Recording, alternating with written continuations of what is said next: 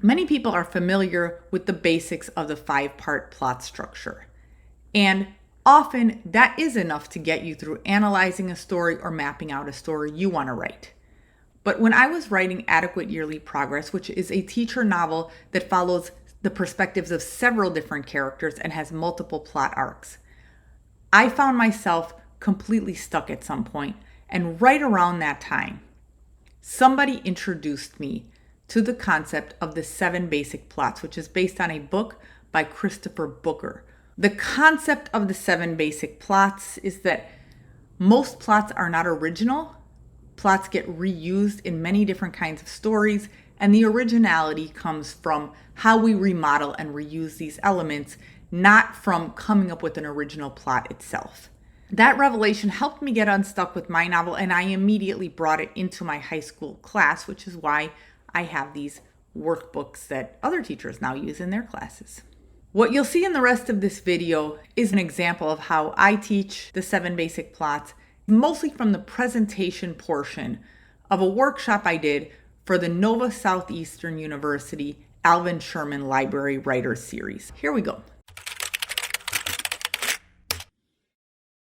My name is Roxana Eldon. I'm a teacher turned author, and I've spent a lot of time teaching writing and a lot of time writing about teaching. And one of the topics I really nerd out about is the 7 basic plots by Christopher Booker and how those can help both readers and writers better understand story structure. Also, as a teacher, I'm very time conscious. I'm very used to kind of working up to a bell. And so I have not 1, not 2, but 3 cube timers with different increments of time. And I will be using that to make sure that we keep the pacing on track. My goal is to leave enough time, about half of this, to give you guys specific feedback based on what we're talking about. But do feel free to share questions in the chat, and I will be pausing from time to time. So let's see. This is the homepage of my website, and this is a clip of the books pages of my website. I have written 3 books. The one in the middle was my first book. It was a nonfiction guide for teachers, and that doesn't have much to do with plot structure, but the other 2 did require me to apply what I was teaching my own English students to my own books. Adequate Yearly Progress is a novel that follows about 6 different teachers. It's sometimes been compared to the TV show The Office, but set in an urban high school, following the teachers. And this had a very complicated plot. And the other plot-based fiction story that I wrote was Rudy's New Human, which is a kid's book based on my dog's reaction to my daughter being born. And that was a simple plot. But they both had that same challenge that you have to keep people moving through a story. So that is my experience with plot. Okay, let's talk about what you probably already somewhat know about plot structure. So you've probably heard plot structure described as a roller coaster, often not a very fun roller coaster, a pretty simple roller coaster. And often it's described as having 5 parts. So those 5 parts are exposition, rising action, climax, falling action, and resolution. I'm assuming that these are terms that you've heard, but we're going to do a little bit of review of what each of them are. Exposition. You meet your main character or characters, and you get a sense of what their normal life is like. That's the setting, but it's also their basic situation. If the person has magic powers, that is not normal to us, but it is normal to them. And so that cannot be the story. Then you have an inciting incident that sets the story in motion. And this is in every type of plot. There's got to be a reason why today is not normal for this character. So that all happens in the exposition. Once that inciting incident happens, we are now in the rising action. This is where the tension builds and the story gets more exciting. This usually has several plot points. It takes the longest part of the story, which we'll talk about later. Then you have the climax, which is the emotional high point of the story. And what that high point is depends a lot on what type of story you're writing. Then we have the falling action, which is Even though the climax is the emotional high point, the falling action is also very exciting. This is where the pieces start to fall into place in an exciting way. All those dominoes you set up start falling. And then finally, you have the resolution, which is where the story comes to a satisfying conclusion. So, a quick note to keep in mind, because this is a 5-part plot structure and each part is very important to the story, it's worth mentioning that they don't take up equal time in the story. And that's one of the misconceptions I find when people are trying to map out their novels, is that they're trying to give too much time to the short parts of the story and maybe not enough time to the parts that take up a longer period of time. And so I wanted to put a diagram. You've very likely, if you've taken other writing classes, you've seen a diagram that looks like this. And this is why I say it's a boring roller coaster, because this is a boring roller coaster. So if you notice, the resolution is the shortest part. Once we know how everything happens, you don't want to spend a lot of time on the happily ever after part. You just want to let people know all the loops you opened have been closed, all the loose ends have been tied off, and then you just want to get people out of the story. So that's short. And then this part, the rising action, is long, because this is where everything's building. This is where your suspense builds. This is where your tension builds. And so there are often 3 plot points within here. And you want to make room for those. You want to make sure you've accounted for those in your outline. And then this is my roughly divided 7 sections to a 5-part story structure. And I think it helps to see that visually, because we are going to be moving on. And all of the workbooks that I'm going to give you later in this workshop are going to be divided into 7 parts. So what goes into each of these 7 parts? That is going to depend what type of story you are writing. And this is where we come to the 7 basic plots by Christopher Booker. And here is the premise of the 7 basic plots by Christopher Booker. Most plots are not original. Rather, there are 7 basic plots, and they get reused, refreshed, and remodeled, hopefully in an original way. So this is never to put anyone's work down and say, oh, this is just a rehash of this other story. According to Christopher Booker, who spent 34 years researching this book, there just are these archetypal plots out there, and the originality of your book is probably not going to come in the form of what type of plot you're using.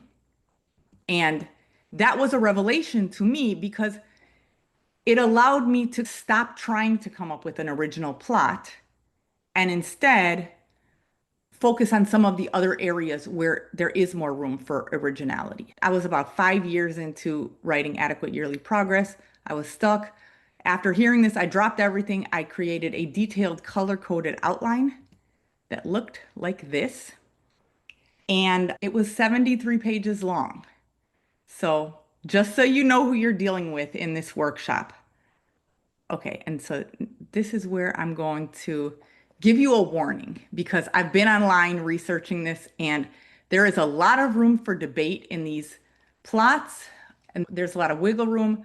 They overlap. They sometimes use elements of one another, and you could really go to the mat arguing whether a specific movie fits one or the other of these plot lines. And I think this is because this book is 700 pages long, and many people have not actually read it, and I will admit I am one of those people. There are many more people who are familiar with the concept of 7 basic plots than who have read this book cover to cover. So there's a lot of telephone game going on. But I also want to say, you don't need to have this exactly right for it to be helpful to you. It's more that having these structures and forcing your story outline into them will show you what parts might be missing and what parts might be repeated, which are usually the 2 things that keep your story from moving forward. One of my examples of how these overlap is that Cinderella is usually the first example people give when you talk about the plot Rags to Riches. But really, you could tell the Cinderella story as a romantic comedy, and there are versions of it that emphasize that more. So that's just one example. And I'm just going to ask that, even though I do want participation, oh my gosh, I love that Someone already said the Sopranos story chose to ignore step five. So yeah, I even though some of my fellow kind of story nerds are going to feel a real pull to debate some of my examples, and that is a good sign. That means you get it. But I'm also going to ask that we not debate these examples because this could really turn into some of the Reddit threads that I've been seeing, and I want to have time to apply this to your writing. So let's see. And then I wanted to make sure to tell you that Christopher Booker reportedly spent 34 years working on this book, which I think is amazing. Okay, first plot is rags to riches. The way this works, the very broad overview is that the main character starts out poor and sad, ends up rich and happy. And the most famous example many of us think of is Cinderella. But I would love to invite you guys, and I'm going to put 1 minute on this timer right here.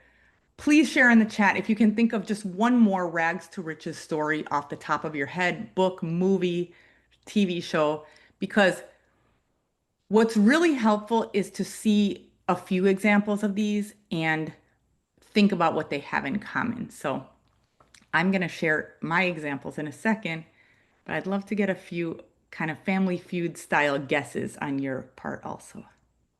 Okay, we got the Beverly Hillbillies. I haven't seen it, but I'm absolutely sure that is a rags to riches story. The Count of Monte Cristo, that did show up in some of the internet searches I did. Yep. All right. So here are some well-known rags to riches stories. We have Cinderella, which is many people's first thought. Charlie and the Chocolate Factory. The Pursuit of Happiness, with 2006 movie with Will Smith.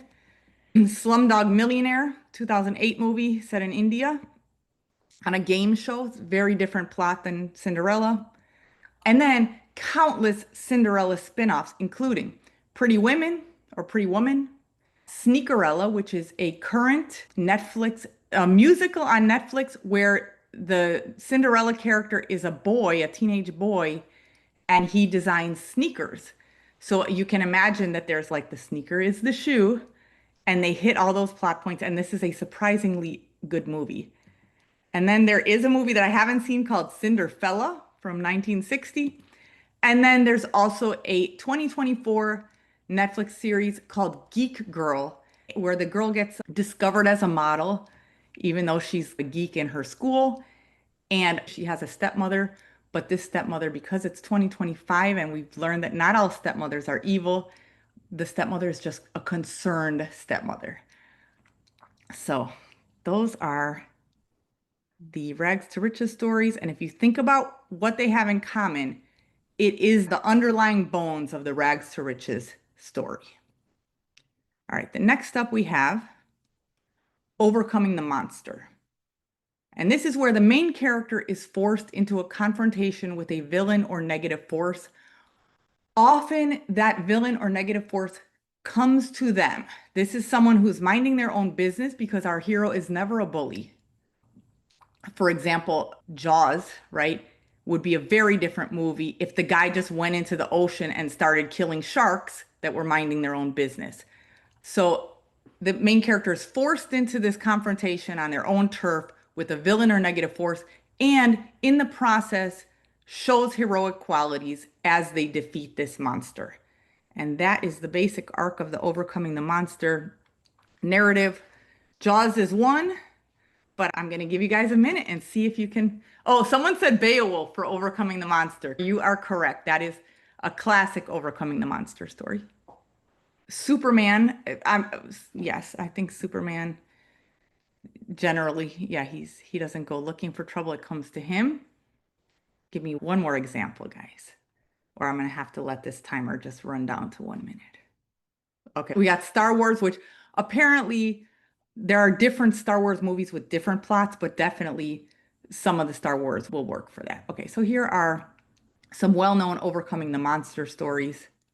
We have Jaws, Beowulf, Silence of the Lambs, Jurassic Park, and then The Hunger Games, which that is the arc of the entire series rather than, I would say, just the first book. The first book, by the way, I would say more or less goes with our third plot type, which is the quest. And the quest is when a main character is forced to undertake a difficult goal-based mission. So this is often not happening on the character's home turf. This is a character who has to go on a difficult journey.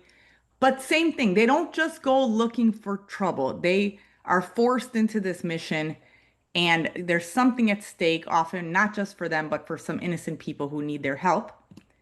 And so in the process, they reveal themselves to have heroic qualities. They complete the mission, they bring home the prize, and they help themselves and their community live happily ever after. And a recent version of that is Moana. I'm using all uncopyrighted images here that I was able to find through Google Slides, so this was the closest one I could find. All right. Someone has already mentioned Finding Nemo. The Odyssey, absolutely. Discovery of Witches, I have not read, but quite possibly. Okay, I'm glad you're coming up with quest stories because this was not my area of strength. I had to look some of these up. I guess I'm not a big quest story reader. But okay, here are some well-known quest stories. Moana, The Odyssey, The Hobbit, which I haven't read but did come up in a lot of internet searches, and then Star Wars: A New Hope, which I think those are my only examples. Yeah. So now our next plot, which is Voyage and Return. In Voyage and Return, the main character spends time in an unfamiliar world. And often there's a portal that takes them to this world or some type of mode of travel. Dorothy in The Wizard of Oz, she falls and hits her head during a storm. There can also be time machines. There can also be the back of a wardrobe, but often there's a portal. And then this character comes home changed. And I'm seeing, okay, Spartacus, which I did not read, but The Lion, the Witch, and the Wardrobe absolutely is a Voyage and Return story, and so is Back to the Future. And the DeLorean is his portal to that. So this character comes home changed.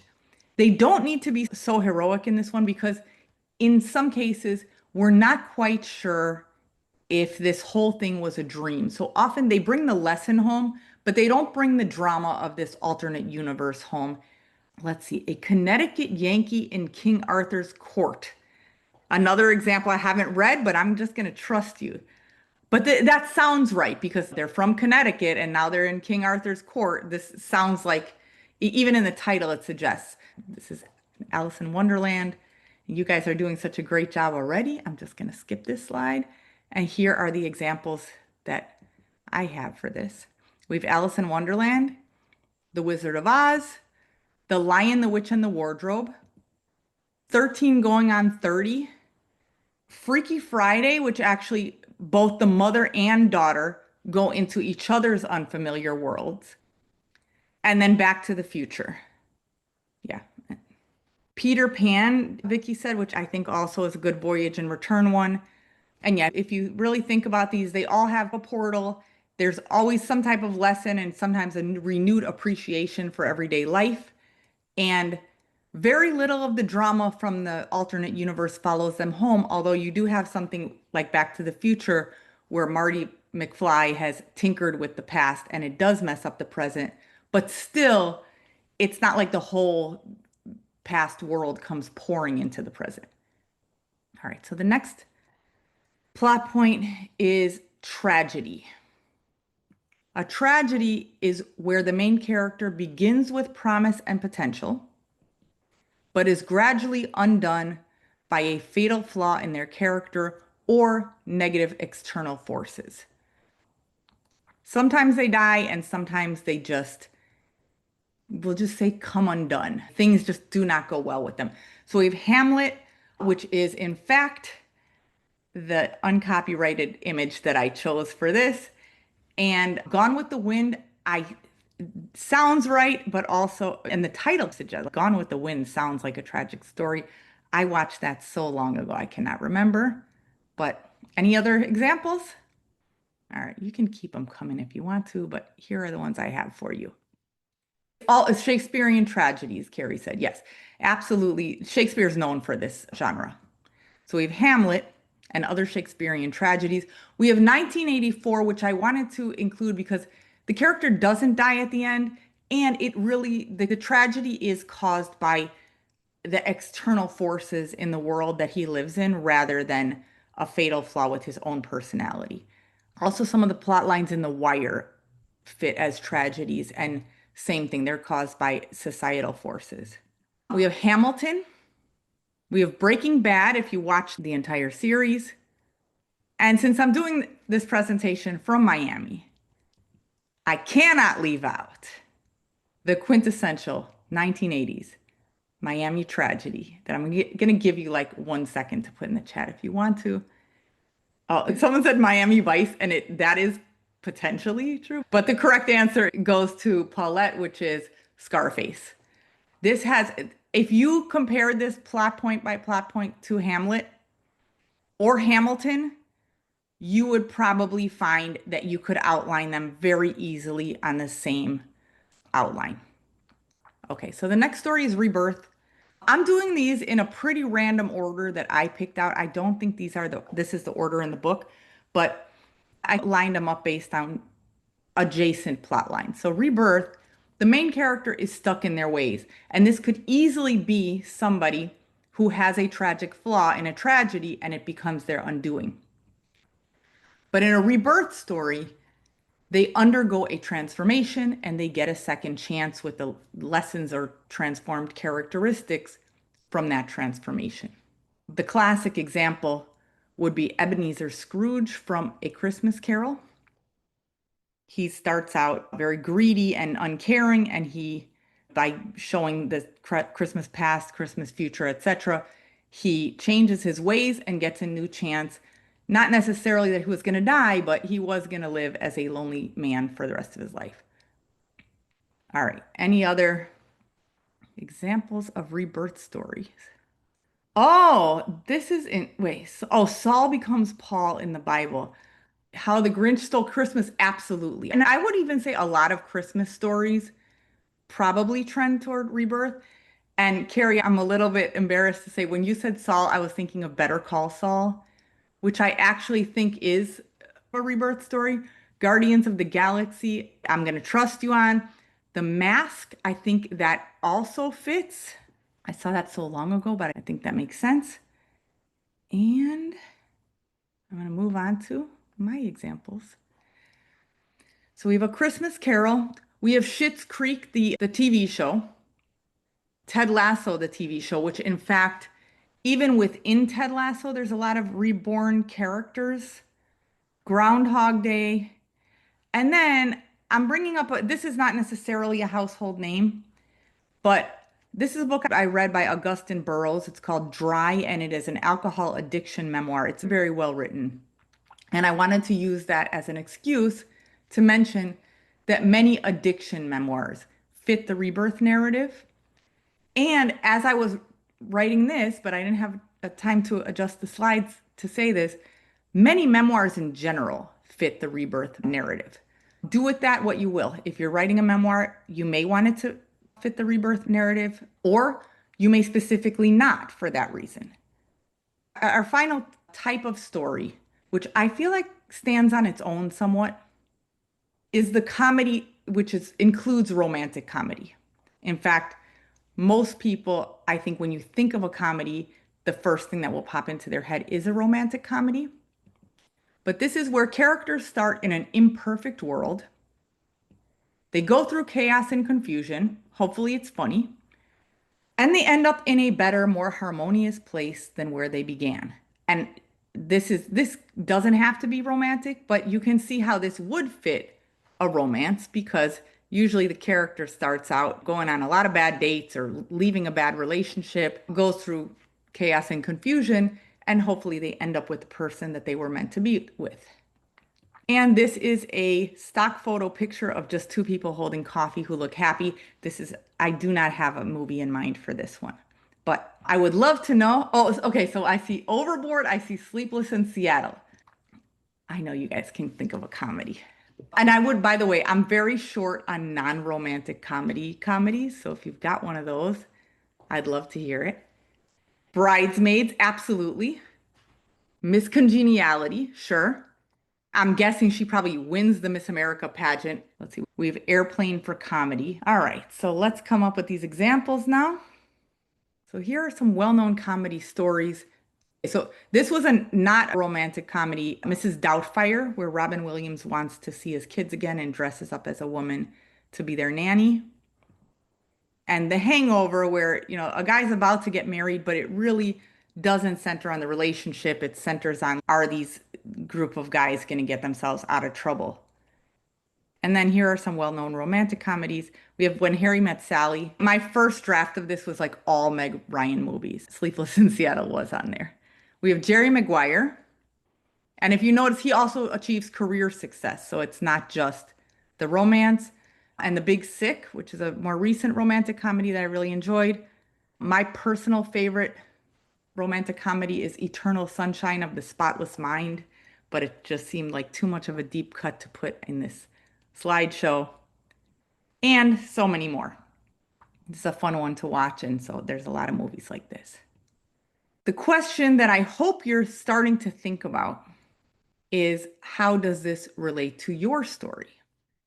So now I'm going to ask you guys to find the workbook linked in the chat, and then we will discuss. Additionally, if you're a teacher who wants to teach this in your own class, you will find the TPT link for both the slides and the workbook that I used during this presentation, which you can then modify as needed for your own students. You can find those on TPT linked in the description below this video. So this is a fairly long workbook, but you can probably skim it and find exactly where you need to be for your current writing project, even if it's just a writing project in your head.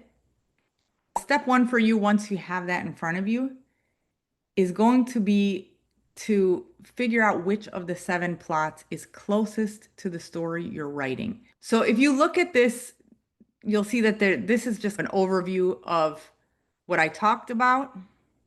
These are an oversimplified version of the 7 basic plots, more or less what you saw on the slides. And then we start to get to a fill in the blank section that you can actually skip if you already had an aha moment about which type of story you're writing. But if you're really not sure, you could spend 5 minutes right now just filling in the blanks of this page. And some of them you'll be completely stuck on, and then some of them you'll go, you know what, this could work. And that's going to help you start to narrow it down. If there's one that is just not working for you, you can just skip it. All right, so then these are the charts you're going to fill in, but I also want to scroll all the way down over here, which is, I've found that sometimes students find it helpful to see the charts lined up side by side, because then you can look at some of the main plot points in your story, or who knows, maybe you look at the climax and you say, you know what, the most important moment in my story is this. If the most important moment in your story has to do with whether or not 2 people are going to get together, that's probably trending toward a romantic comedy. This is a 25-page doc, but you're really going to ignore 18 pages of it and just focus on filling in the outline that most applies to you. And what I wanted to do right now is both answer questions, and also, if those of you who are already just ready to go, I really recommend that you just start working, get as far as you can, and then raise your hand in the chat and tell me where you hit a roadblock or where you want me to check your work or give you feedback. All right, let's do this. What you'll see in the rest of this video is small clips of me giving feedback to students based on these charts. You will not see the students and stories that we went over in the second half of this workshop, because those students did not give their consent to have their story ideas put on the internet. And this next part is also very optional. These are just a few examples of how you might give feedback to different types of student stories using these charts as your guide. And then at the very end of this video, I'll have a few more tips for teachers who want to teach this lesson themselves, and just a few things that I've learned through trial and error of teaching this lesson many times. Deciding between 2 different genres. If you were writing in the wrong genre, you're going to be stuck in a lot of places. So if it does map better onto a tragedy, and let's just assume it does, and I'm going to actually pull that up here. And I have a couple questions also that are sticking in my mind from your description. If you don't mind me asking you about the end of this story, this is her undoing does not have to be death, but do you have an ending in mind where she really is not in a good place? This does definitely sounds like it could work as a tragedy. And one thing that I want to point out for the benefit of everyone is that a cliffhanger does go through, that might lead to a sequel, does go through all seven of these parts. But during the resolution, you just reopen one little door. And you may also consider mapping the whole thing onto both tragedy and overcoming the monster, with the idea that overcoming the monster often has a little door that opens in the end that can lead to a sequel. I can definitely see that this has tragic elements and that this person is undone, but the story ends when you say it does. So I think you could tell a really good story where it's either a tragedy with a slight door that might open for a rebirth sequel, or an overcoming the monster with a slight door that opens to a bigger monster story for the sequel. So maybe just try a couple sentence outline for both of those and see how it goes. But this sounds like it can be a wonderful story. So I wish you the best of luck. Walking through the outline of a quest story. Can you tell me a tiny bit more about this protagonist besides the fact that she's a teenage girl so we can all follow along on this quest? Got it. So now, okay, rising action part one. Try to do like maybe a sentence or two for each of these sections, and then let's see. And is he the main person that she needs to save during this quest? Okay, got it. Okay, so then part two, rising action part two. Gains mentors, allies, and new information. What's going on here? Character is kind of like a mentor to her, or like almost a fairy godmother type. And you often have something like this in a quest story. Okay, and then rising action part three, what's that big obstacle that's now in sight once the journey part is over? That does sound like this is plot point three and she's heading to the climax because this person is in real world danger as well. And I'm guessing the climax is something to do with her having to confront his situation. Okay, so she's now, it's almost like the thing that she needed to go get was him, but then the journey's not over because he's in bad shape. So her test is going to be saving his life and making him whole again in some way. Now, I'm going to make a note that's very specific to this outline, which is in a quest story, the mentor can do a certain amount, but when it comes to her passing the final test, you're going to definitely have to answer the question, does she personally have it in her? And what it is also a central question of the story. So the thing that's popping into my head is, does she have the skills not just when she's asleep, but when she's awake? Or does she have the skills not just when A, but when B? Or maybe does she have the skill not just to save someone's life and pull them back from death, but does she have what it takes to restore someone to a life that's worth living? He's got a lot to overcome. And then the question is, can she help him overcome that?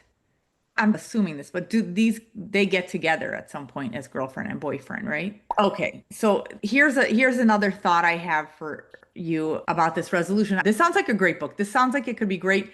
The problem you're going to need to resolve in your falling action and resolution is going to be this. Nobody wants a relationship that is based on obligation. So she saved his life, but there's got to be a spark between them. You don't want to be like him to be like, you saved my life. I guess I have to make you my girlfriend. That's not a happy ending. So, how are we going to make sure that we show our readers that this is a real relationship based on a real mutual spark and attraction and appreciation? But you definitely have the makings of a good quest story. I agree with you that it's quest, and I think you got lots to work with here. Troubleshooting a romantic comedy.